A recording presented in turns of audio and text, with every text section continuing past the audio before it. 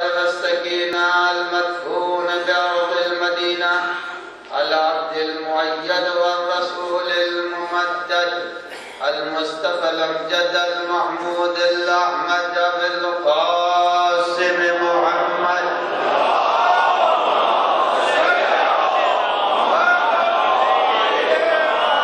وعلى ابن أمه ووزيره ووصيه وخليفته نور الأنوار وحجج الجبار والد الأئمة الأطهار قسيم الجنة والنار المولود في البيت ذي الأستار إمام المشارق والمغارب الذي يحبه فرض على الحاضر والغائب غالب كل غالب علي بن أبي طالب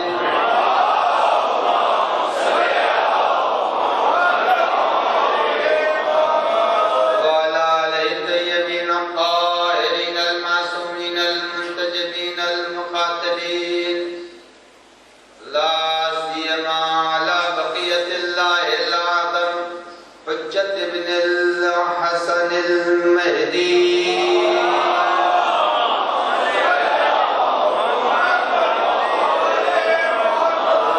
وأرواح العالمين له الفداء واللعنة الدائمة الباقية على أعدائهم أجمعين من يومنا هذا إلى قيام يوم الدين. أما بعد فقد قال الله الحكيم في كتابه الكريم بسم الله الرحمن الرحيم والسماء ذات الحبك إنكم لفي قول مختلف. صلوات محمد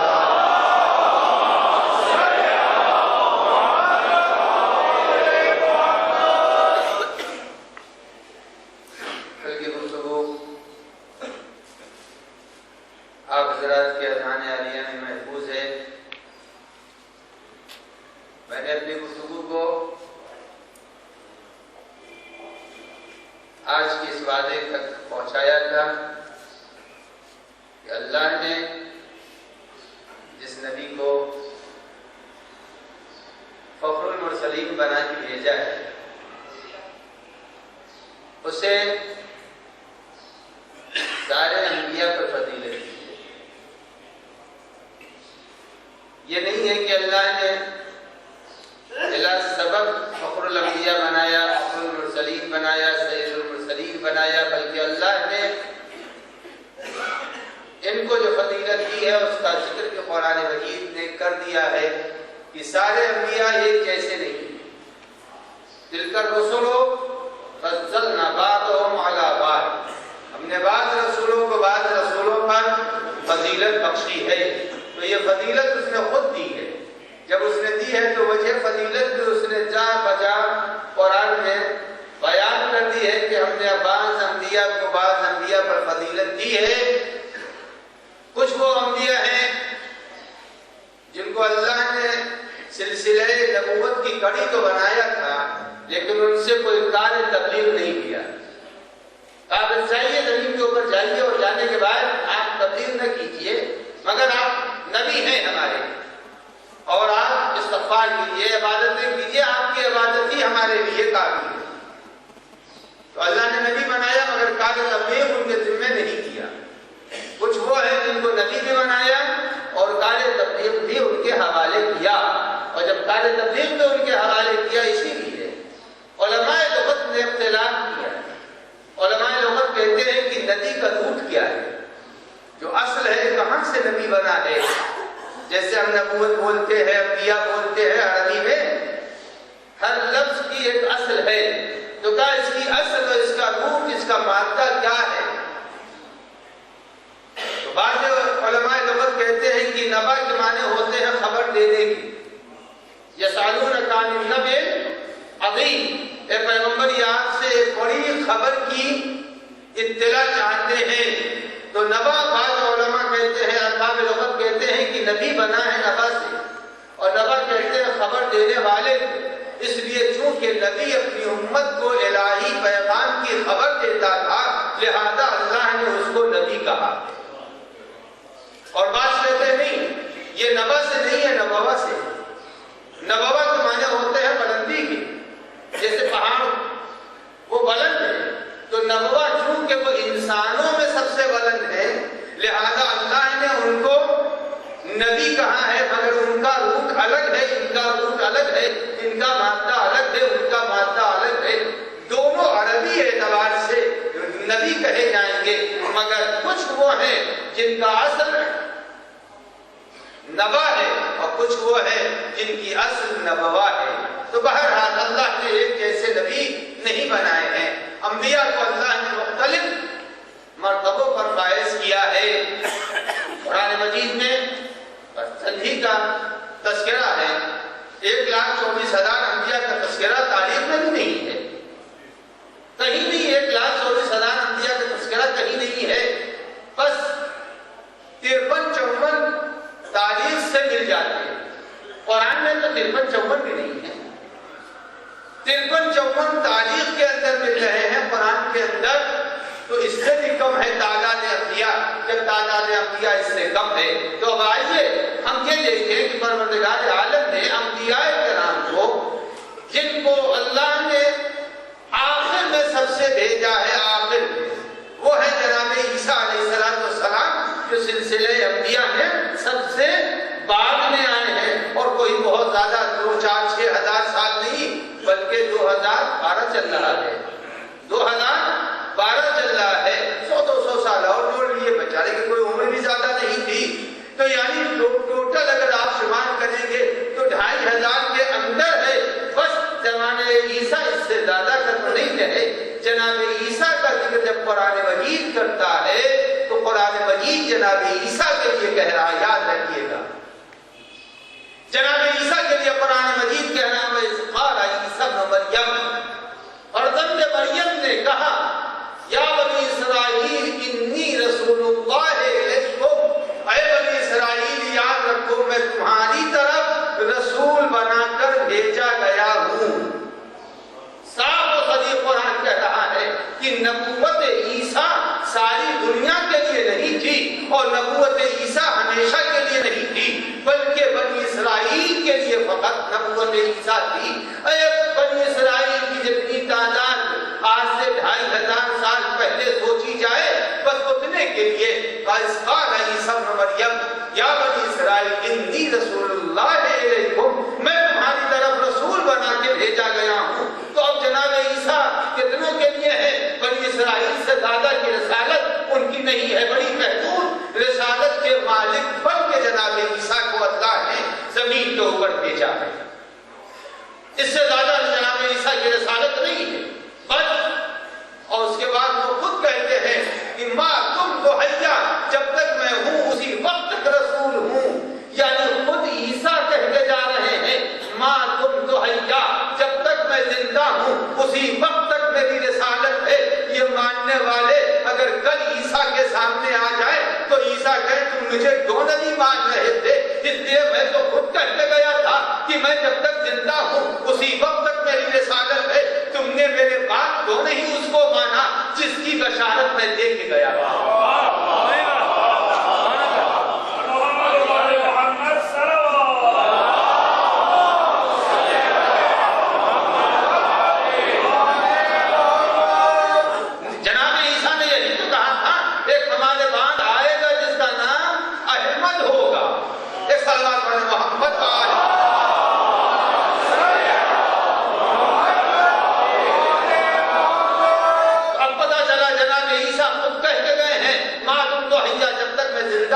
اسی وقت تک میری رسالت رہے گی، اس کے بعد میری رسالت ختم ہو جائے گی. اچھا اب ان سے ذرا سا بنی اسرائیل میں آئے تھے، اب بنی اسرائیل کا دائرہ اور اس سے بڑھا ہوا. جب بڑھا تو جناب موسیٰ کا ذکر قرآن مجید کہہ رہا ہے، اور جناب موسیٰ کا ذکر کرتے ہوئے قرآن مجید کہتا ہے کہ وَأَرْسَلْنَاهُ إِلَىٰ بَنِي اسرائیل. اور ایک جگہ قرآن مجید کہہ رہا ہے کہ جناب موسیٰ کے مخاطب ہوئے اذهب إِلَىٰ فِرْعَوْنَ إِنَّهُ طَغَىٰ، اے موسیٰ جائیے فرعون کی طرف سرکش ہو گیا ہے. تو اب قرآن نے جناب موسیٰ کو بنی اسرائیل کے بھیجا تھا. یعنی دائرۂ رسالت موسیٰ اتنا محدود ہے کہ بنی اسرائیل اور فرعون اس کے علاوہ کسی کے اوپر ان کی نبوت نہیں ہے. تو آپ اندازہ لگائیں دل کا رسل فضلنا بعضهم علی بعض. اللہ نے جب ان انبیاء کو بھیجا اولو العزم ہے, یہ چھوٹے موٹے نہیں ہیں. موسیٰ کلیم اللہ اولو العزم ہے, عیسیٰ روح اللہ اولو العزم ہے, صاحب کتاب یہ بھی ہے, صاحب کتاب وہ بھی ہے. تو اب جناب موسیٰ سے کہا اے موسیٰ اذهب الی فرعون انه طغى, اے موسیٰ جاؤ سرکش ہو گیا ہے, ذرا گوشمانی کر دو اس کی, ذرا اس کی گوشمانی کر دو. تو موسیٰ کو بھیجا کس کے لیے؟ فرعون کی قوم کے لیے اور بنی اسرائیل کے لیے. بس اس سے زیادہ جناب موسیٰ کو نہیں حق تبلیغ تھا, بس اسی نے تبلیغ کی تھی. اس کے علاوہ آپ کی تبلیغ کا دائرہ محدود ہے. اب آئیے عزیزان گرامی, جناب یونس کا ذکر جب قرآن مجید کر رہا ہے کہ یونس کو اللہ نے جب نبی بنا کے بھیجا. آپ پڑھتے رہتے ہیں نماز غفیلہ میں, نماز غفیلہ پڑھتے ہیں کتنے؟ مغاضباً وظنون الذهب مغاضباً. اب آپ اندازہ لگائیے فیض و غضب کی حالت یہ تھی, اور اس کے بعد قرآن مجید فرما رہا ہے جناب یونس علیہ السلام کے لیے کہ وَأَرْسَلْنَاهُ إِلَىٰ نِعْتٍ وَأَرْسَلْنَاهُ إِلَىٰ أَلْفِ نِعْتٍ أَوْ يَزِيدُونَ. ہم نے یونس کو 1,00,000 اور اس سے زیادہ لوگوں پر نبی بنا کے بھیجا. قرآن کہہ رہا ہے ہم نے ان کو 1,00,000. اب تفسیروں کے اندر ہے کہ جو او یزیدون ہے, او یزیدون سے مراد بچے تھے, یعنی بچوں کے اوپر تو کسی کا حکم چلتا ہی نہیں. کہ بس 1,00,000 مرد و عورت کے اوپر اللہ نے نبی بنا کے بھیجا تھا, اس سے زیادہ ان کی نبوت نہیں تھی. اب آپ دیکھیں قرآن مجید اولو العزم کا ذکر کیا تو کہا بنی اسرائیل اور قوم فرعون, عیسیٰ کا کیا تو کہا بنی اسرائیل, یونس کو کیا تو کہا یونس 1,00,000 اور کچھ کے لیے نبی بنا کے بھیجے گئے تھے. اب اسے ہی سے پتہ چلتا ہے قرآن مجید جو روایات میں ہے, تاریخ کے اندر ہے کہ پروردگار عالم نے خاندان اولاد اسماعیل پر کسی نبی کی شریعت کو واجب قرار نہیں دیا. جتنے بھی بزرگان خاندان رسالت تھے, نہ وہ شریعت موسیٰ میں تھے نہ شریعت عیسیٰ میں تھے, کسی نبی کی شریعت میں نہیں تھے. وہ براہ راست جناب ابراہیم علیہ السلام ملت حنیف پر تھی. ملت حنیف کے اوپر جناب اسماعیل کی اولاد چل رہی تھی, وہ کسی نبی کی تابع نہیں تھی. اب آپ غور کریں وجہ کیا ہے. اللہ نے ان انبیاء کو محدود دائرے کے لیے نبی بنا کے بھیجا. کوئی 1,00,000 کا 1,00,000 کے لیے ہے, کوئی ایک قوم ایک قبیلے کے لیے ہے, بس بنی اسرائیل کے اندر, اور کسی کے لیے کہہ دیا کہ جاؤ اور فرعون اور اس کی قوم کے لیے تم کو میں نے نبی بنا کے بھیج دیا ہے. اب عزیزان گرامی اندازہ لگائیں, یہ رسول وہ افراد ہیں جن کا ذکر قرآن مجید کر رہا ہے.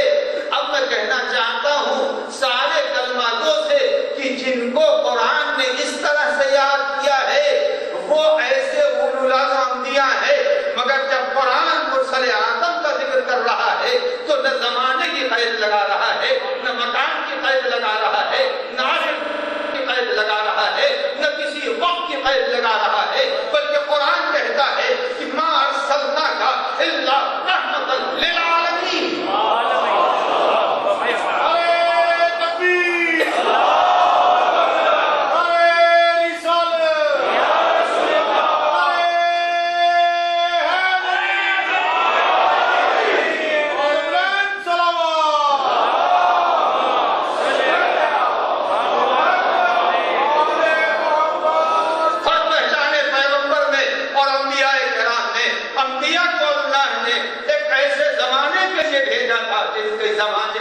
جن کی مدت, جن کا زمانہ محدود تھا, لیکن مرسل اعظم کے لیے کہا نذیر للعالمین, اے پیغمبر آپ عالمین کے لیے نذیر بنا کے بھیجے گئے ہیں. کو اللہ نے عالمین کے لیے نذیر بنایا ہو، جس کو عالمین کے لیے رحمت بنایا ہو، وہ نبی کیا آدم کا مقابلہ کر سکتا ہے؟ وہ نبی کیا نوح کا مقابلہ کر سکتا ہے؟ وہ نبی کیا موسیٰ اور عیسیٰ کا مقابلہ کر سکتا ہے؟ سارے انبیاء جن کو اللہ نے نبی بنا کے بھیجا، وہ مرسل اعظم کی عظمت تک نہیں پہنچ سکتے۔ یہ کیسے بدبخت ہے کلمہ کو جو پیغمبر کو نہیں پہچان رہے ہیں، کیسے ہیں جو نہیں پہچان رہے ہیں۔ اب آپ نے دیکھا کہ انبیاء کو اللہ نے قبیلوں کے لیے بھیجا تھا، اللہ نے قوم کے لیے بھیجا تھا۔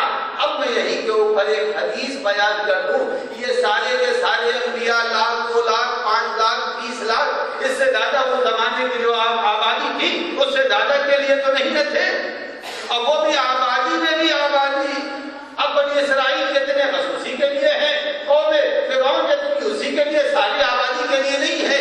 اب میں آپ کے سامنے جب انبیاء اتنی محدود تبلیغ اور اتنا محدود دائرے تبلیغ رکھتے تھے، اب حدیث پیغمبر پڑھیے، حدیث پیغمبر کیا ہے؟ علماء امتی کا انبیاء بنی اسرائیل، ہمارے امت کے علماء انبیاء بنی اسرائیل کے جیسے ہیں۔ ارے 1-2 لاکھ پہ اوپر نبی بنا کے بھیجے گئے تھے۔ اگر آپ تاریخ مرجعیت کو اٹھا کے دیکھیں تو رہبر کے کروڑوں ماننے والے ہیں۔ آیت اللہ سستانی کی مرجعیت ایک حمگیر مرجعیت کا نام ہے، تو ہمارے نبی کی مرجعیت چلانے والے ایک وسیع میدان کی تبلیغ رکھتے ہیں، گزشتہ انبیاء وہ تبلیغ کا میدان نہیں رکھتے۔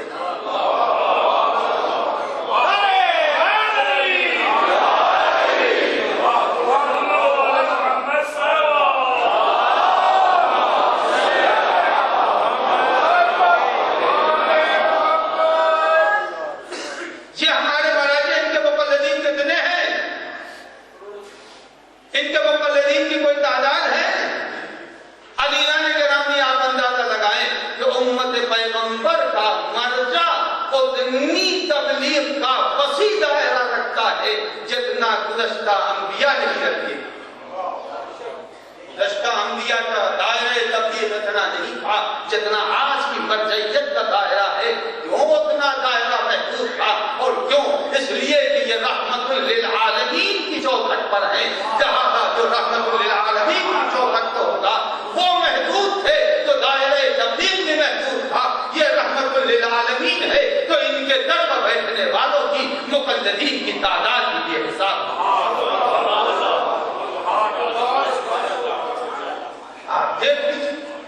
تو اللہ نے ان کو بنایا، یہ پیغمبر کی فضیلت ہے کہ اللہ نے انہیں فضیلت بخشی، اور وہ فضیلت جو کسی کو نہیں دی۔ ہم تو کچھ جانتے ہی نہیں، ہمیں تو خبر بھی نہیں، بہت سے اس میں ہوں گے، ہمیں چھوڑ دیے، ہم تو حقیقتاً نہیں جانتے، مگر اس میں بہت سے ایسے ہوں گے جنہوں نے پورا لاہور بھی نہیں دیکھا ہوگا، ہوں گے پورا لاہور بھی نہیں دیکھا ہوگا۔ آپ اندازہ لگائیں، ہم تو ایک جو لاہور بھی نہ دیکھے اور وہ کہے کہ نبی ہمارے جیسا ہے،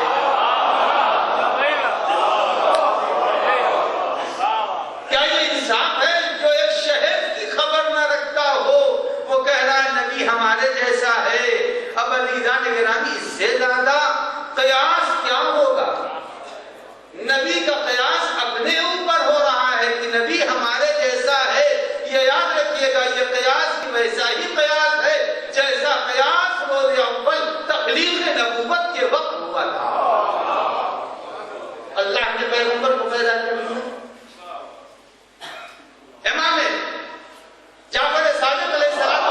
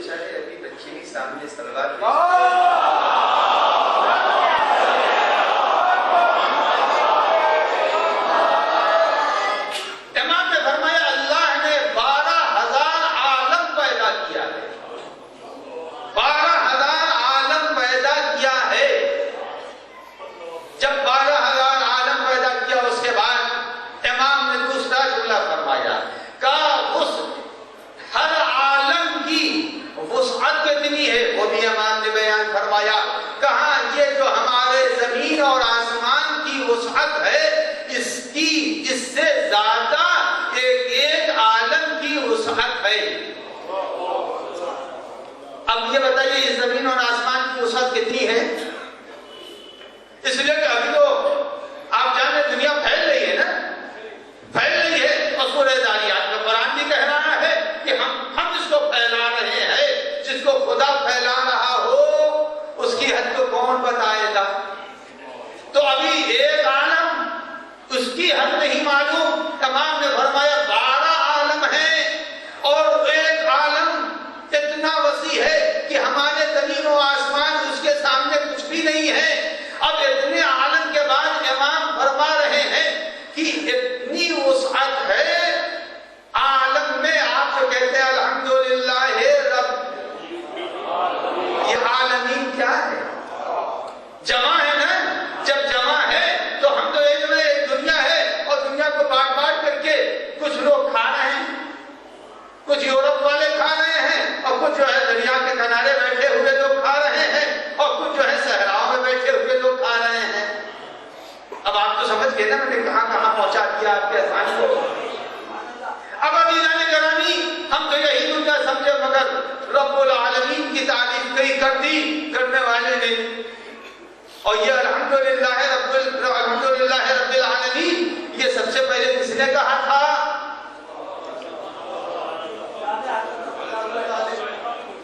سب سے پہلے کس نے کہا تھا الحمدللہ رب العالمین؟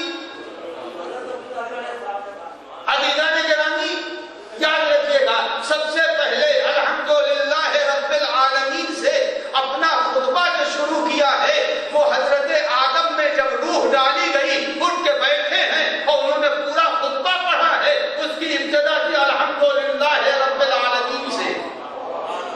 اور جب الحمدللہ سنت ہے انسانیت کی، جب کوئی خطبہ شروع کرے گا تو آدم کی سیرت کے اوپر چلے گا۔ الحمدللہ رب العالمین یہ خطبہ آج جناب آدم نے شروع کیا۔ اگر اہل بیت نہ ہوتے آدم نے کیا پڑھا تھا ہمیں کیا معلوم؟ ہمیں کیا معلوم تھا آدم نے کیا پڑھا تھا؟ اگر نوح نے کیا خطبہ دیا مجھے کیا معلوم؟ مگر یہ اہل بیت تھے جنہوں نے بتایا کہ جب روح پیکر آدم میں ڈالی گئی تو انہوں نے خطبہ پڑھا، جو پیکر آدم کو بنتے دیکھ رہا تھا وہ ہے مسیح نبی۔ سلامات پڑھنے محمد وآلہ۔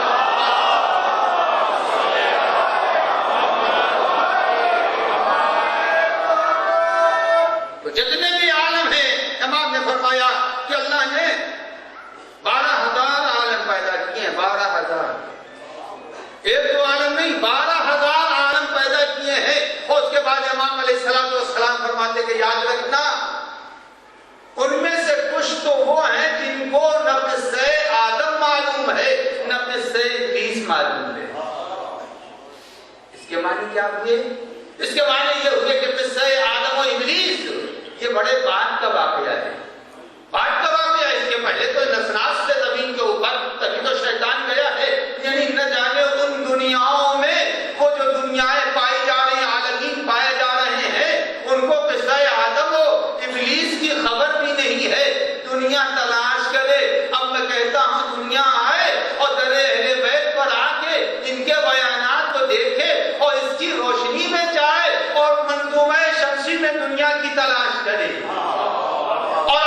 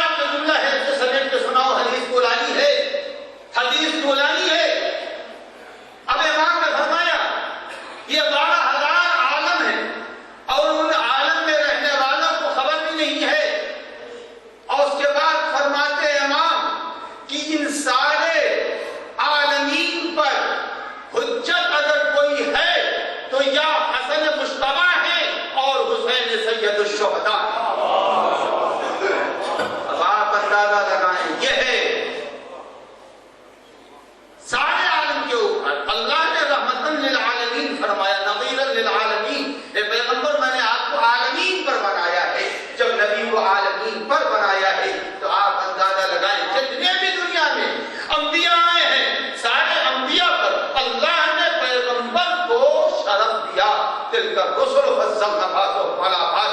اس کے بعد صاحب ابقات نے لکھا ہے, صاحب ابقات نے لکھا ہے, جنگی عالم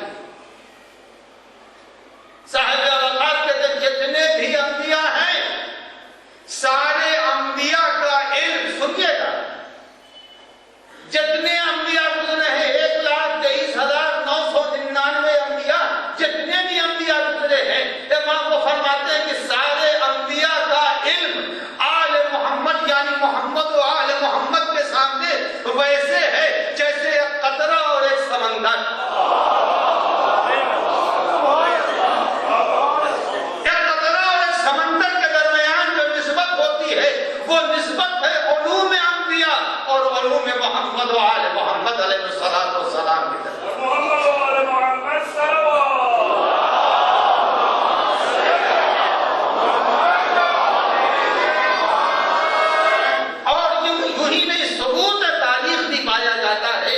علوم انبیاء کیا ہے اور علم آل محمد کیا ہے, علم آل محمد کیا, دونوں کے ثبوت بھی پایا جاتا ہے.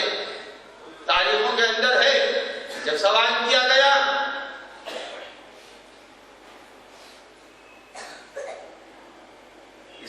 سلمان فارسی اور خضر کے علم کے درمیان کیا نسبت ہے, آیا سلمان کا علم زیادہ تھا کیونکہ وہ امیر المومنین کے شاگرد تھے, یا حضرت خضر کا علم زیادہ تھا, اللہ نے ان کو علم دیا تھا اتنے ہی کہ استاد جناب موسیٰ علیہ السلام تھے.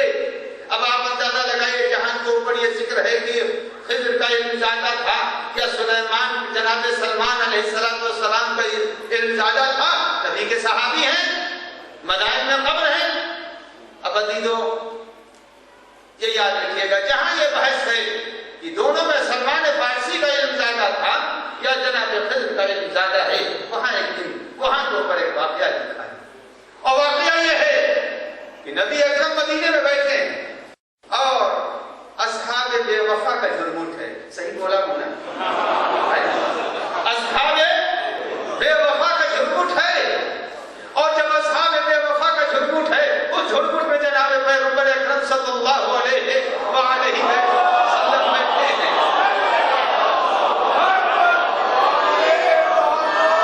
پیغمبر اس میں بیٹھے, اتنے میں ایک بوڑھا سا انسان آیا, بھویں بھی سفید تھی, محاسن بھی سفید تھی, اور آ کے پیغمبر اکرم کو سلام کیا. جواب سلام کے بعد پیغمبر سے آنے والے اس تازہ دم مسافر نے دست ادب جوڑ کے کہا کہ یا رسول اللہ کچھ سوالات لے کے آیا ہوں. تازہ دم مسافر نے کچھ سوالات لے کے آیا ہوں.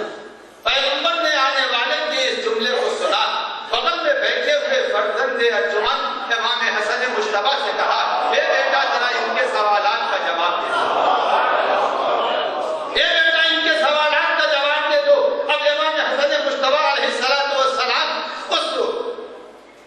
مرد بزرگ کے قریب پہنچے اور کہا آپ کے سوالات کا کیا میں تنہائی میں آپ سے پوچھوں گا. تنہائی میں سوالات اور جوابات کیے, اور دینے کے بعد پھر وہ مرد بزرگ آئے, نبی کو سلام کیا اور حضرت کی بیرونی سے باہر تشریف لے گئے. جب وہ چلے گئے, مدینہ چھوٹا سا تھا, ایک دوسرے کو سب جانتے تھے, ایک نئی شکل آنے والا آیا تھا.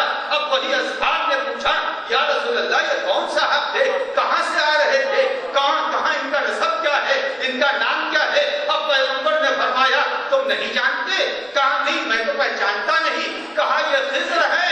اب اندازہ لگائیں, ارے امام حسن مجتبی نے موسیٰ کے استاد کے سوالات کا جواب دیا.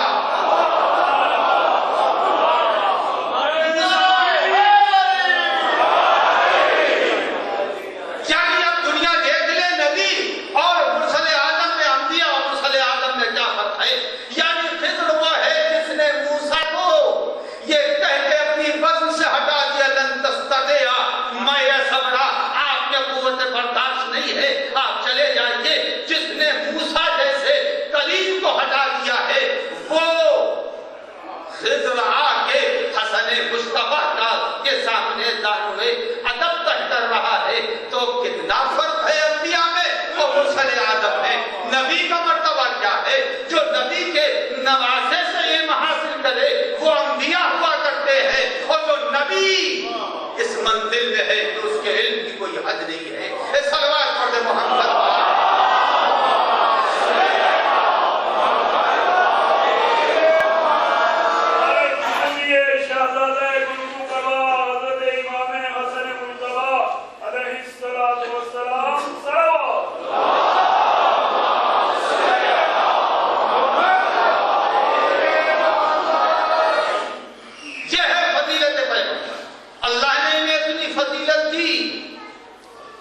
ان کی فضیلتیں اب تو کیا کروں ہے؟ یہ 12,000 عالم پر جس کی امامت اور رسالت چل رہی ہو، 12,000 عالم پر، اور انبیاء کی رسالت کتنے پر؟ 1.25 لاکھ، 2 قبیلے، 2 قوم، 2 امت، اس سے زیادہ کے اوپر نہیں ہے جس کی رسالت 12,000 عالم پر چل رہی ہو، اور اس کے لیے اس سے اگر کوئی بظاہری تخت خلافت لے لے تو اب اس کے لیے کیا فرق پڑتا ہے؟ اگر کسی 1 کروڑ پتی سے کوئی 2 روپے لے لے تو اس کی پیشانی پر بل نہیں آئے گا، کروڑ پتی سے 2 روپے کوئی لے لے تو کیا بل آئے گا؟ جس کے زیر نگی 12,000 عالم ہو، اگر اس سے مدینے کا اقتدار کوئی چھین لے تو اس کی صحت پر کوئی فرق نہیں پڑے گا۔ اسی لیے امیر المومنین نے کہا تھا یہ تمہاری دنیا جس کے اوپر تم مر مٹ رہے ہو، یاد رکھو میرے نزدیک بیمار بکری کی ناک سے بہتے ہوئے پانی سے زیادہ قیمت نہیں رہتی۔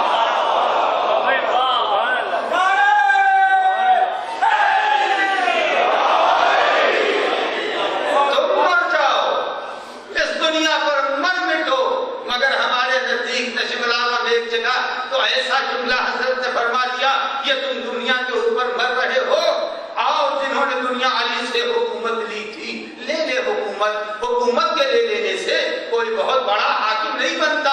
یہ دیکھیے حاکم جاتا ہے یا علی جاتے ہیں حاکم کے پاس؟ کون جا رہا ہے؟ علی تو کبھی کوئی مسئلہ پوچھنے نہیں گئے، مگر حاکم علی کے پاس آیا، بعد میں بھی آیا، گھر پر بھی آیا، راستے میں بھی آیا، اور ہمیشہ یہ فریاد بھی کرتے رہے خدا بھلا کرے۔ زنانے لگے لہجوں میں بول رہے تھے خدا بھلا کرے، اگر آپ نہ ہوتے تو میں ہلاک ہو جاتا۔ سلامات پڑھنے محمد صلی اللہ علیہ وسلم۔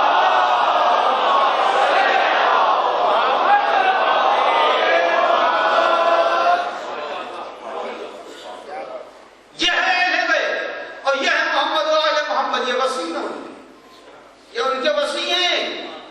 جس وقت صاحب برہان لکھتے ہیں کہ سلمان کی مقدار کہہ رہے سلمان اور مقدار ابو ذر اور امام حسن و امام حسین کتنے ہوئے؟ 5 آدمی تھے، بیٹھے ہیں، اور زمانہ ہے 12 ہجری کے بعد۔ 12 ہجری کے بعد کا زمانہ ہے، اب آپ سمجھ گئے ہوں گے بھائی، 12 ہجری کے بعد کا زمانہ ہے جب 5 بیٹھے ہوئے ہیں، گفتگو چھڑی۔ جب گفتگو چھڑی تو امام سے سوال کرنے والے نے سوال کیا کہ مولا یہ بتائیے کہ جناب سلیمان نبی تھے اور ان کو اللہ نے ساری دنیا پر حکومت دے دی تھی، ساری دنیا پر اللہ نے ان کو حکومت دے دی تھی، اور جناب سلیمان نے کہا میرے بعد پھر کسی کو نہ ملے، میرے بعد کسی کو نہ ملے۔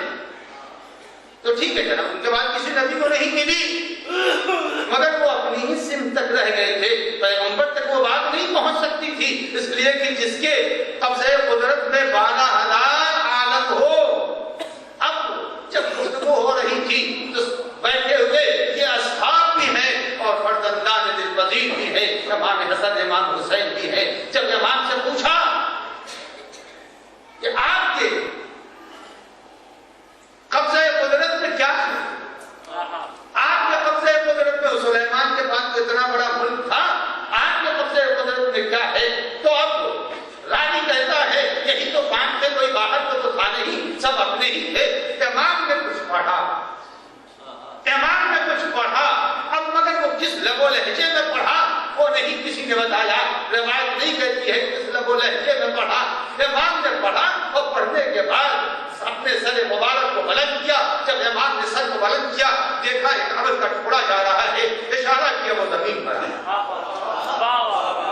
ابر کا ٹکڑا زمین پر آیا اور امام اس ابر کے ٹکڑے پر خود فروکش ہوئے، اس کے بعد وہ اپنے تمام بیٹھنے والوں کو ساتھ لیا، کپتان کو لیا، سلمان کو لیا، ابوذر کو لیا اور اس کے بعد اپنے نور نظر کو لیا اور لینے کے بعد امام نے اشارہ کیا، اب روایت کہتی ہے ایک دوسرا ابر کا ٹکڑا آیا، ایک دوسرا ابر کا ٹکڑا آیا اور آنے کے بعد اس ٹکڑے کے درمیان نہیں آیا بلکہ فاصلے سے وہ جڑ گیا اور چلنے لگا اور دونوں کے درمیان ہوا کا دباؤ پڑ رہا تھا۔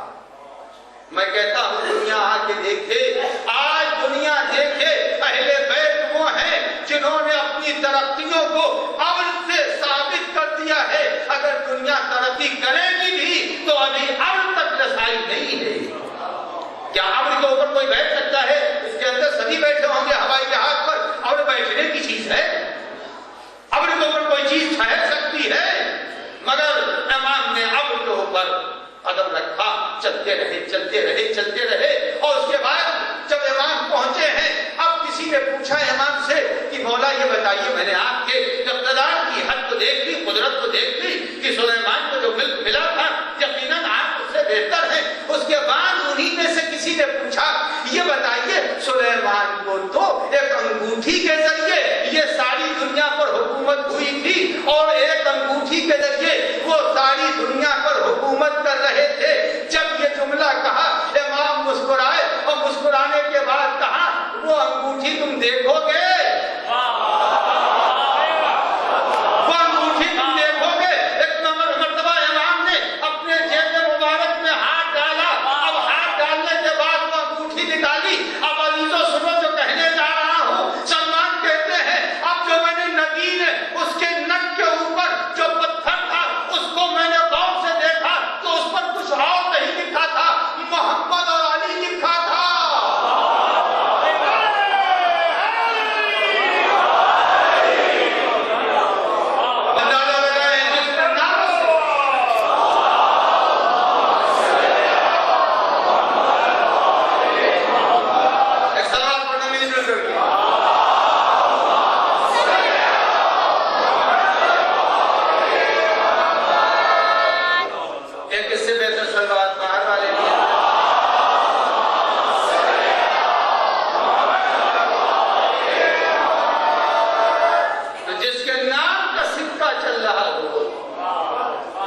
جس کے نام کا صدقہ چل رہا ہو، اب دنیا دیکھے کہ ہم نے جس کو نبی مانا اس کے وسیع کی یہ کہتی ہے، اس کا وسیع ایسا ہے۔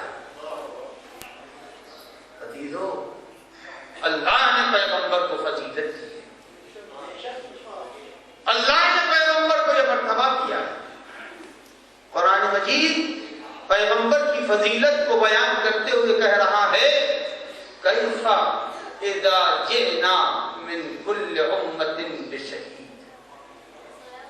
بتائیں سورہ جیسا کی آئے قرآن مجید کہہ رہا پیغمبر سے، میرے پیغمبر یاد رکھیں وہ وقت کیسا ہوگا اذا جئنا من کل امت بشہید، جب ہم ہر امت سے اس کے شہید کو بلائیں گے،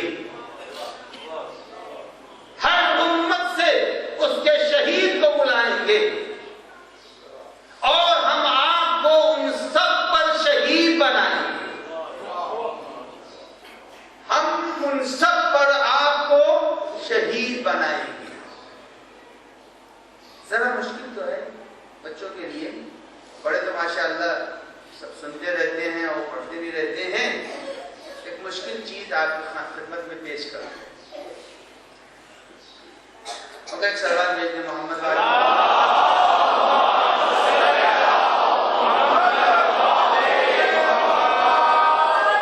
قرآن مجید کہتا ہے قیامت کا دن جب آئے گا اللہ سارے انبیاء کو بلائے گا، سارے انبیاء کو بلائے گا، اور جب سارے انبیاء کو بلائے گا تو انبیاء سے کہے گا یہ بتائیے آپ نے تبلیغ کر دی، گئے تھے کہیں ایسا تو نہیں ہے کہ بھائی لاہور میں تو کوئی آیا ہوگا نا بھائی، کہ نہیں آیا ہوگا؟ ایسا تو نہیں ہے کہ آپ مچھلی کھاتے رہ گئے، تبلیغ اپنی کی یا نہیں کی؟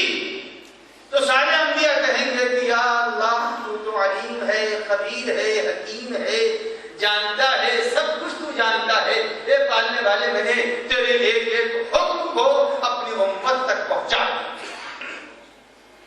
جب یہ بات ہوگی سب امت تک پہنچا دیا تو سب انبیاء کی امتیں یہ کہیں گی کہ ہم تک کوئی حکم نہیں پہنچایا گیا۔ فضیلت پیغمبر پہچان، ہم تک کوئی حکم نہیں پہنچایا گیا ہے۔ جب یہ انبیاء سے ان کی امتیں کہیں گی، انکار کر جائیں گی کہ ہم تک کوئی ان لوگوں نے حکم نہیں پہنچایا، تو یہ سارے کے سارے انبیاء دوڑتے ہوئے آئیں گے بارگاہ رسالت میں،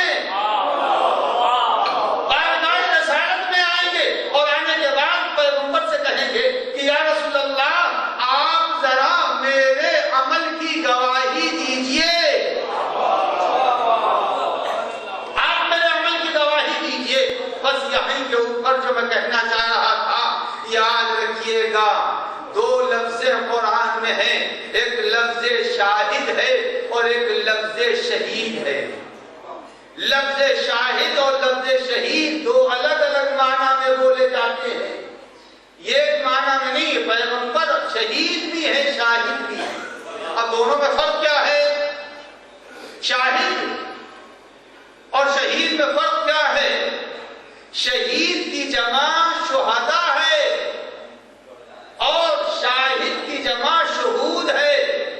دونوں کا فرق پہچانیں گے، شاہد کی جمع شہود اور شہید کی جمع شہداء ہے۔ اب عزیزان گرامی، اسی لیے قرآن مجید اب شاہد اور شہید کے درمیان کا فرق، اور اس کے بعد میں اپنی بات کو سمیٹ کے آپ کی زحمت کو تمام کروں۔ شاہد اور شہید کا فرق یہ ہے، شاہد اس کو کہتے ہیں، اور سنیے گا، شاہد اس کو کہتے ہیں جو کسی واقعے سے باخبر ہو یا خود آنکھوں سے اس واقعے کو دیکھا ہو یا اس کو اس واقعے کی خبر کسی طرح سے ہو گئی ہو۔ کراچی میں بم بلاسٹ ہوا ہے، ہم نے اس کو آنکھوں سے نہیں دیکھا مگر ہمیں اس کی خبر ہے، اس کو کہتے ہیں عربی میں شاہد۔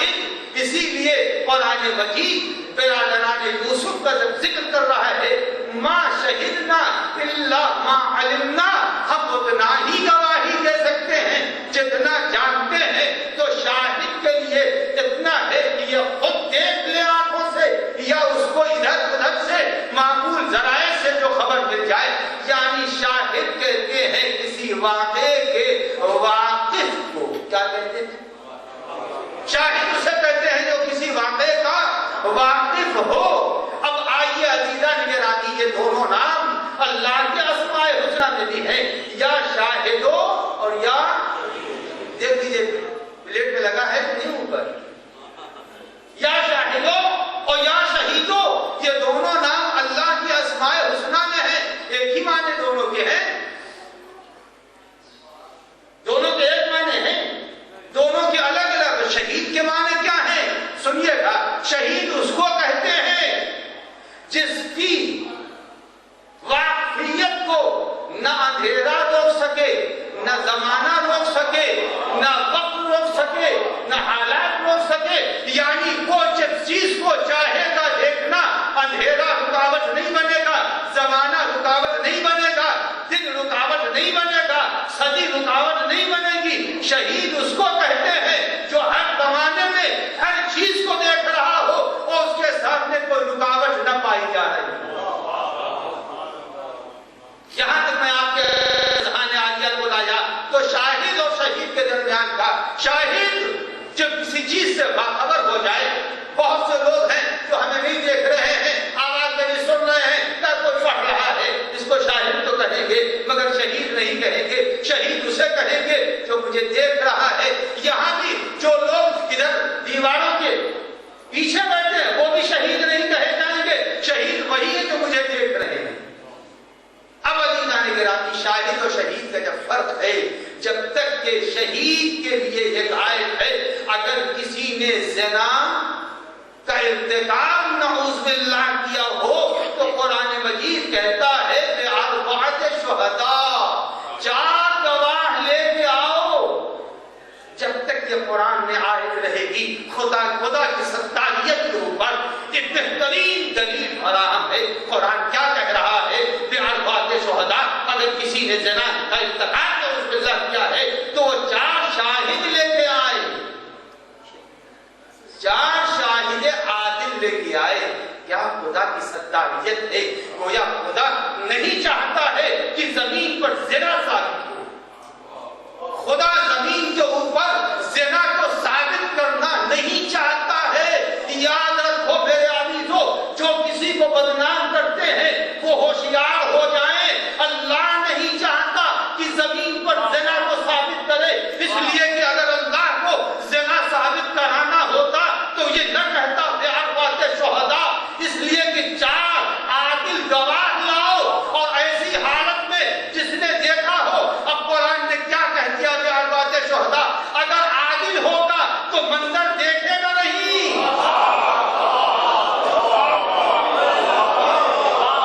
اگر عادل ہوگا اس کیفیت میں نہیں دیکھے گا، اور جب دیکھے گا نہیں تو شرح تو گواہی مکمل نہیں ہوگی۔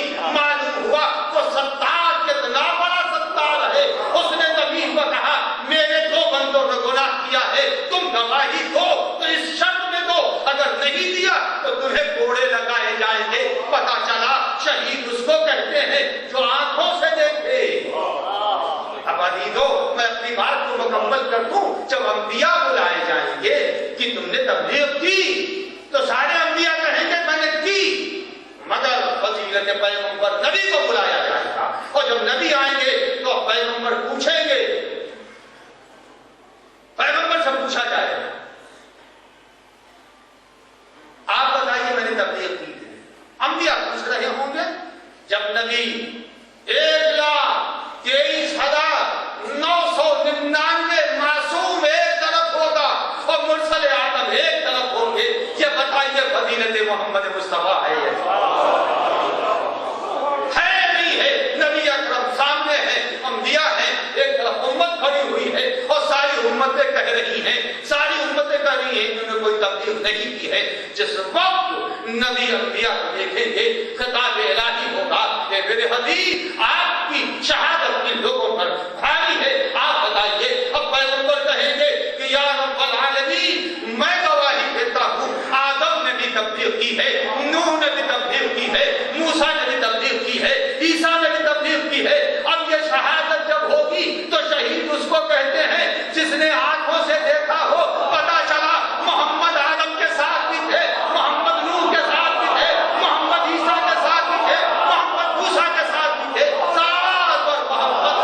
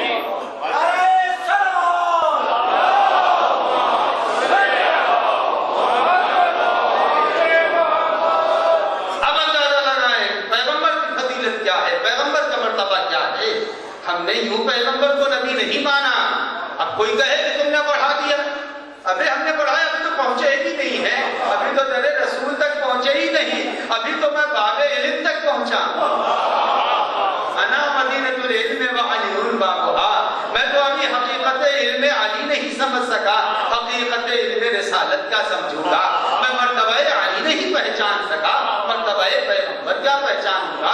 تو تم جب ہم بولے تو تم نے کہا بڑھا دیا، اب ہم نے کہا نبی ایسا ہے، اب بولیے کہ بڑھا دیا، اب بولیے کہ میں نے بڑھا دیا، تو قرآن کا انکار ہوگا، اللہ کا یہ نبی، اچھا نبی نے شہادت دی، اب پیغمبر کی شہادت، اب جتنے آئے تھے سب دم بخود، کسی نے نہیں کہا کہ انہوں نے تبلیغ نہیں کی ہے۔ اب روایت کہتی ہے کسی اتنے بڑے مجمع میں یہ جرات کیوں نہ ہوئی، کیوں نہ جرات ہوئی، اس کی وجہ یہ بیان کی ہے، روایت کہتی ہے اگر آج مجمع نبی کی گواہی کو تکذیب کر دیتا تو زبان بند ہو جاتی، اعضاء و جوارے گواہی دینے لگتے، یہی سورہ یاسین میں ہے، الیوم نختم، ہم آج مہر لگا دیں گے، زبانیں چپ ہو جائیں گی، آگا بولنے لگیں گے۔ ایک صلوات پڑھنے محمد،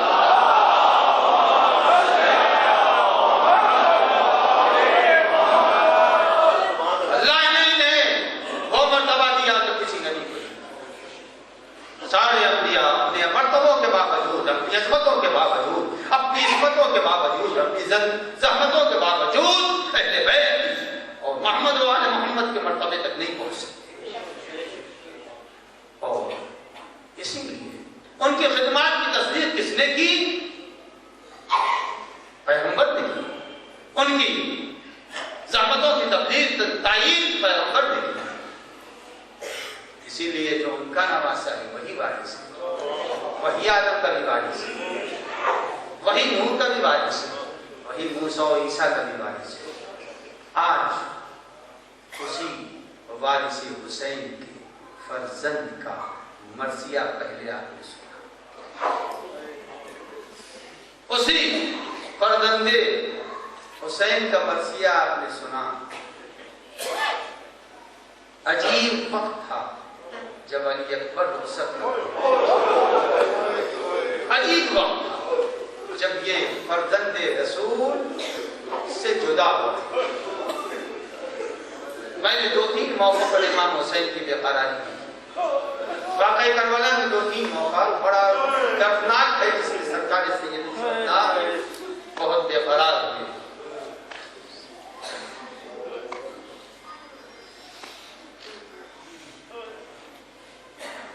علی اکبر کی شہادت ہی تاریخ کربلا کا وہ دردناک موقع ہے جب علی اکبر نے آ کے امام حسین سے فرمایا کہ اے بابا مجھے مرنے کی اجازت دیجیے۔ سرکار سید الشہداء روکنا نہیں چاہتے تھے مگر جلدی رخصت کرنا بھی نہیں چاہتے تھے، اس لیے کہ امام لے کے آئے ہیں شہادت کے لیے، تو امام روکنا نہیں چاہتے تھے لیکن امام جلدی رخصت کرنا بھی نہیں چاہتے تھے۔ کہا اے بیٹا تمہاری پھوپھی نے تم کو پالا ہے، جاؤ ان سے اجازت لو۔ جس وقت یہ جملہ کہا جاؤ ان سے اجازت لے لو، امام حسین کے بیان کے بعد جناب علی اکبر بیت الشرف میں آئے، خیمے کے اندر پہنچے، اور خیمے کے اندر پہنچنے کے بعد امام کی اس نور نظر نے پھوپھی سے کہا اے پھوپھی اماں میں مرنے جا رہا ہوں، مجھے اجازت دے دیجئے۔ جناب زینب نے درد بھرا جملہ کہا اے بیٹا میں نے تمہیں اسی لیے پالا تھا کہ میں تمہاری گڑیت جوان زندگی کو خاک میں ملتے ہوئے،